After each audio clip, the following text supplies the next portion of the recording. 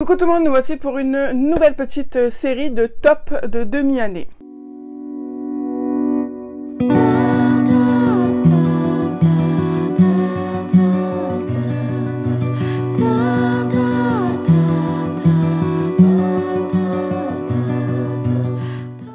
Pourquoi j'ai voulu faire ça? Parce qu'en fin d'année, c'est toujours compliqué de faire un top 5 ou un top 10 à la fin de l'année avec tous les livres qu'on a lus. Donc je me suis dit que plutôt que de faire à l'année, je vais faire des top 5 de mes styles préférés du premier semestre. Et après, à la fin de l'année, je ferai des tops qui concernera les lectures de deuxième semestre. Je trouvais ça un petit peu plus facile à tourner et facile à choisir surtout. Donc vous aurez un top de thriller, top BD, top jeunesse, top romantasy. Donc ça fait 4 tops à tourner. Donc je vais tourner ça aujourd'hui. Je vais tourner aussi le book haul de juillet et le date lecture de fin de juillet. Donc vous risquez de me voir dans 6 vidéos exactement pareilles. Donc c'est normal parce que je les aurais fait à la chaîne parce qu'il faut que je les fasse maintenant. Parce qu'après je n'aurai plus le temps. Donc on va partir de suite. Donc on va commencer aujourd'hui par les thrillers, hein, comme c'est marqué dans le titre. J'ai choisi du coup les 5 thrillers qui m'ont mis soit le plus mal à l'aise, soit qui m'ont le plus impressionné, ceux qui m'ont le plus imprégné. Voilà, ceux vraiment qui m'ont fait ressentir des choses fortes. Et eh bien écoutez, je suis plutôt contente de vous dire que dans ce top 5, il y a 3 auteurs auto-édités. Voilà, donc ce qui est très important à dire pour pouvoir les mettre en valeur, ces petits auteurs de l'ombre. Et 2 autres auteurs, un qui est pas très connu et l'autre qui fait partie un peu plus des best-sellers. Donc on va commencer par mettre en lumière nos petits auteurs auto-édités. Et je vais commencer par Florian Perrault, donc avec son roman L'Héritage. Vous avez entendu parler de lui très récemment dans mes derniers updates lecture avec son dernier roman qui est Le silence de Sakitana. Et j'ai commencé par lire L'Héritage de lui avant sa dernière nouveauté. Et c'est vraiment ce roman-là qui m'a remis dans l'ambiance des manoirs hantés, des maisons hantées, des héritages un petit peu bizarres, les manoirs à l'écart de tous, avec une histoire familiale très sombre, très obscure, qui cache de nombreux secrets. Et du coup, j'ai vraiment adoré cette écriture, j'ai adoré cette plume, ça s'est ressenti avec Le silence de Sakitana.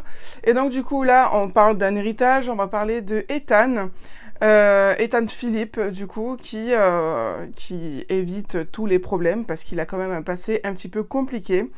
Et 25 ans plus tard, il va hériter d'un manoir dans lequel il s'était déjà passé des choses quand il était plus jeune. Et il va hériter de ce manoir et du coup, il va arriver dans ce manoir, il va essayer d'enquêter dessus pour savoir un peu ce qui s'est passé, pourquoi il hérite de ce manoir, la mort mystérieuse qui tourne autour de tous ses habitants. Donc voilà, c'était vraiment très bien. On est sur un petit roman de 270 pages, donc c'est vraiment j'aime bien ce mot maintenant, le dire, c'est un slasher, parce que c'est vraiment ça en fait, c'est les petits films d'horreur vifs, tranchants et très courts. Et donc là, du coup, on est vraiment là-dedans, et puis au final, les autres thrillers que je vais vous présenter sont dans le même style, mis à part un. Mais du coup, c'était vraiment très bien. Ça s'est confirmé encore avec Le silence de Sakitana. Il a une plume vive, il a une plume franche. Je n'ai rien de négatif à dire là-dessus. C'est bien pour ça que c'était vraiment un coup de cœur. Les personnages étaient vraiment super attachants. Et Ethan, d'autant plus. Après, il va y avoir une deuxième personne qui va se greffer dans cette histoire.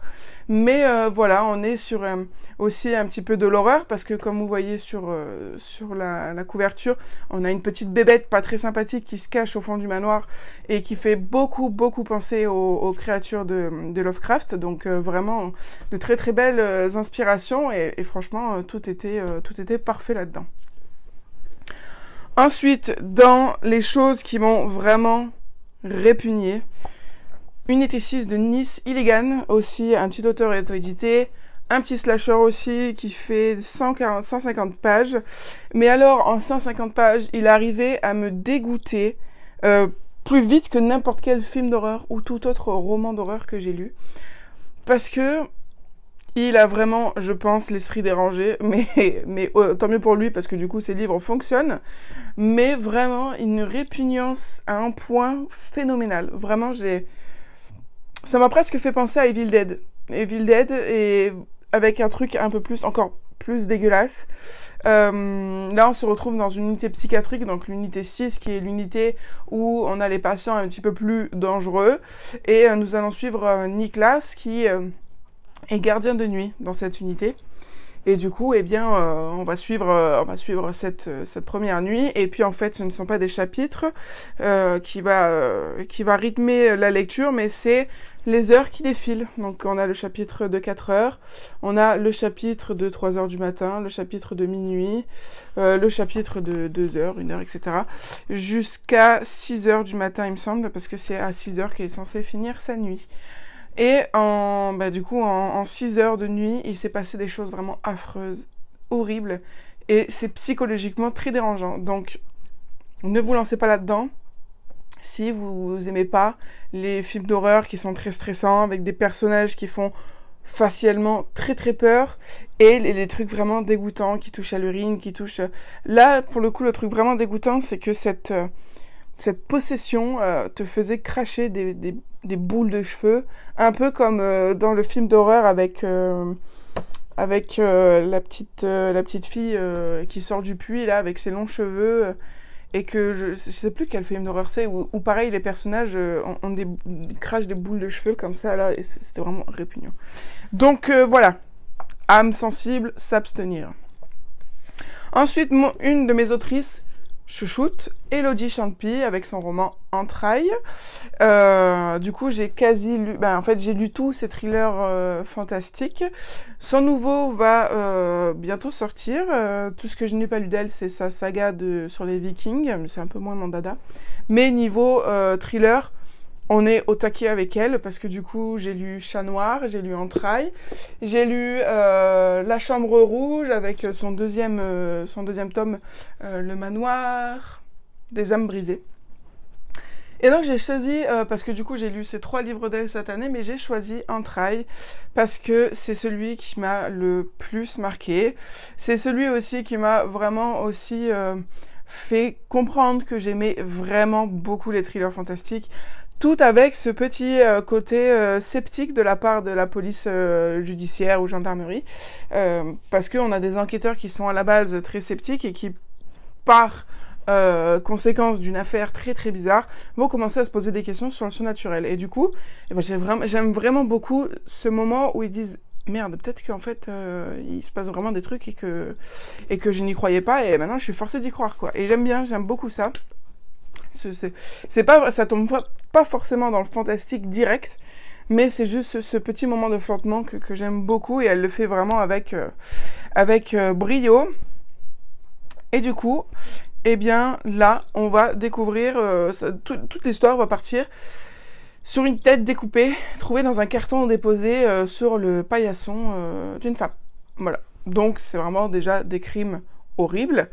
Et puis, il va y avoir des enquêtes pour essayer de retrouver où est le reste du corps du mari, surtout, qui a fait ça. Donc c'est vraiment une enquête judiciaire pure et dure, mais avec ce petit côté fantastique qui va arriver dedans. Et puis, pourquoi Entrailles ? Eh bien, parce que vous découvrirez que notre tueur aime bien ouvrir les gens pour glisser des petits papiers dedans, pour laisser de très gentils mots à ceux à qui il veut faire peur. Voilà. Donc, ça aussi, c'est des romans qui... Bon, là, on est sur du 300 pages, mais on n'est pas sur du slasher, du coup, on est vraiment sur un roman. Mais vraiment, ça se lit avec une facilité dingue. C'était vraiment très, très, très fort. Et du coup, je lui fais vraiment une confiance aveugle maintenant pour tous ces futurs thrillers, qu'ils soient fantastiques ou non. Parce que même ce thriller pur et dur sans fantastique, ça m'irait aussi tout à fait bien. Ensuite, l'avant-dernier, il faut absolument que j'en parle. Donc, je vais pas vous présenter un livre en particulier, mais plutôt l'auteur. Il s'agit de Jean-Marc Desnos. Ça fait 1 million de fois que je vous le présente dans mes updates lecture ou autres. Et du coup, là, je peux pas ne pas le mettre dans mon top de ce premier semestre, étant donné que j'ai lu tous ces livres ce premier semestre. Et du coup, Jean-Marc Desnos est un vrai maître en thriller fantastique aussi, mais surtout, je dirais, en enquête paranormale. Je pense qu'on ne peut pas faire mieux que ça. Et surtout dans la durée, il y a quand même 6 livres. Et pour tenir vraiment en haleine à travers 6 enquêtes paranormales, sans que ce soit rébarbatif, sans qu'on ait déjà tout vu, tout connu, et ben vraiment, c'est vraiment un très très beau travail de sa part. Ce sont là, pour le coup, ce sont des petits livres aussi de 200 pages. Donc pareil, des petits slashers comme ça. C'est aussi bon que si vous regardez des enquêtes paranormales sur YouTube, mais c'est complètement différent parce que là, il se passe des choses. Parfois très très dur. D'ailleurs, j'ai pris les prières de sang parce que c'est celui qui m'a un peu plus choqué, celui qui m'a un petit peu plus remué tout là-dedans, parce qu'il était quand même un peu hard. Et pas hard parce que c'est pas du gore, c'est pas du trash ou autre, c'est juste l'ambiance et surtout tous les phénomènes paranormaux qui se passent. C'est tellement bien écrit que ça peut paraître vraiment très réel et du coup, ben, ça peut, si vous êtes vraiment à fond dedans, ça peut vous prendre, vous pouvez prendre tout littéralement au mot, quoi. Mais du coup, c'est pas comme c'est pas pareil que YouTube parce que déjà, on a un enquêteur qui est très très très sceptique. Vraiment très très sceptique. Il n'est pas du tout dans la spiritualité, du moins dans les premiers tomes. Et sa collègue avec qui il fait ses enquêtes surnaturelles, elle est médium. Donc du coup, on a vraiment les deux points de vue. On a aussi le point de vue des deux personnes qui travaillent sur des choses qui sont censées être surnaturelles. Et surtout, ce que j'ai beaucoup aimé, c'est que au fil des enquêtes, on a quand même ce fil rouge où on va voir ces deux personnages évoluer. On va voir leur point de vue évoluer ou pas évoluer.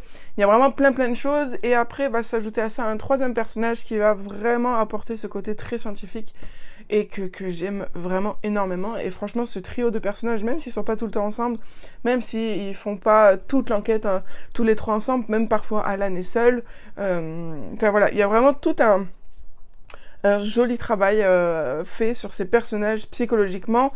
Et vraiment, je me suis vraiment attachée à ces personnages vraiment de dingue. Et je suis super contente parce que du coup, j'ai pu précommander Alan, sa dernière sortie en août, où là, nous allons être dans l'enfance de Alan. Parce que plusieurs fois dans ses romans, dans ses enquêtes paranormales, il explique que il est très sceptique, mais qu'il a un souvenir quand même que quand il était petit, s'était passé des trucs bizarres. Et du coup, on va être à cette époque-là où il s'est passé des trucs bizarres pour la première fois. Et qu'après, au fil du temps, je pense qu'il a, il le dit lui-même, qu'il a mis ça sur le coup de l'enfance, de l'imagination, etc. Et donc du coup, on s'est jamais vraiment attardé dessus. Et donc du coup, voilà, vraiment, Jean-Marc Desnos, je vous le conseille fortement si vous aimez les thrillers fantastiques, si vous aimez les enquêtes paranormales, avec des personnages très très bien construits, et puis des histoires qui sont, ma foi, historiques, parce qu'il y en a d'autant plus le premier tome. Ça va vraiment s'appuyer sur des faits réels datant de la Première Guerre mondiale, de sa famille à lui, de Jean-Marc Desnos, qui est la Maison Bleu Horizon. Donc voilà, vraiment très très gros coup de cœur pour cet auteur. Ensuite, le dernier, écoutez, j'ai regardé le film pas plus tard qu'hier soir parce que le livre m'avait vraiment vraiment beaucoup plu. Il s'agit du Mangeur d'âme de Alexis Lepsker. C'était pas du tout prévu que je le lise, je l'avais pas forcément revu. C'est juste que à la bibliothèque, beaucoup d'adhérents, ils sortaient pas mal de fois en bibliothèque et puis j'étais vraiment dans cette vibes de thriller et tout, et puis je l'ai vu passer, je dis bon, j'ai presque fini ma pile à lire et tout, je me le prends, et puis je vois quand est-ce que j'ai le temps. Et puis au final, je l'ai lu en une journée, parce qu'il était vraiment, vraiment, vraiment génial. On est sur un petit roman de 300, je crois, à 380 pages. Mais alors, c'était extrêmement bien écrit pour moi. Je dis pour moi, hein. Extrêmement bien écrit, extrêmement bien décrit, bien mis en scène. L'enquête était super bien ficelée, les personnages, je les ai adorés. À contrario dans le film où j'ai pas du tout aimé les personnages. Mais vraiment, l'ambiance était très très resserrée sur eux, très glauque, avec des meurtres horribles. Et la présence des enfants, mais vraiment, il m'a retourné ce roman. Aussi parce que ça tourne autour de maltraitance infantile et ça à chaque fois ça me plie en deux. Mais c'était un très très très très bon thriller. C'est pas du thriller fantastique, là on est vraiment sur du thriller pur et dur, mais on a quand même ce petit côté fantastique, spirituel, qui vient à cause d'une légende locale du mangeur d'âme, qui serait une personnification du diable. Et du coup, on a quand même ce petit côté-là, mais c'est du thriller pur et dur. Hein. On a juste cette petite inspiration spirituelle qui vient tout au long de l'histoire, c'est présent tout au long de l'histoire, mais au final, il n'y a rien de tout ça. Vous le verrez bien. Mais voilà, j'ai vraiment vraiment beaucoup aimé cette plume, c'est un coup de cœur. Et du coup, eh bien, après avoir lu Le Mangeur d'âme, et après avoir vendu quelques livres à Cultura, je me suis acheté ces 3 livres qui font partie d'une série de 4. Donc Les Poupées, D'entre les morts et Hurlement. Et le 4e tome, il n'est pas sorti en poche encore, c'est un nouveau. C'est Souffle, plus qu'un souffle ou quelque chose comme ça, je sais plus. Et donc du coup, là, au mois d'août, je vais me lire Poupée, Hurlement et D'entre les morts. Parce que voilà, j'ai vraiment accroché à cette plume, et en plus, il est vraiment dans un nombre de pages qui me convient parfaitement, surtout pendant mes vacances, où je vais devoir occuper le petit monstre.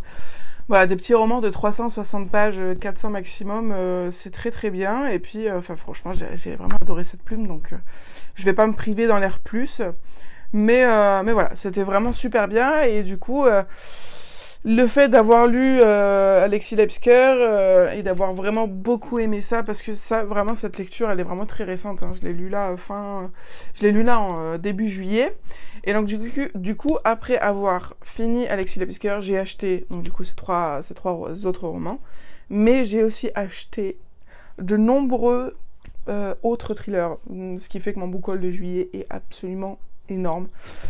Mais aussi c'est parce que je fais une petite dépression pré-automnale. Voilà. On en parlera dans le book haul. En tout cas, voilà pour le top thriller de ce premier semestre. J'espère que ça vous a plu, j'espère que ça vous change un petit peu de mes vidéos très longues. Et puis surtout que ça vous a un petit peu inspiré, et puis que ça vous donnera des idées pour de futures lectures, ou pour vous convaincre de les sortir de votre palle, ou tout simplement pour vous lancer dans un genre que vous n'avez jamais encore essayé. Écoutez, je vous fais plein de gros bisous, je vous dis à très bientôt sur la chaîne pour une nouvelle vidéo.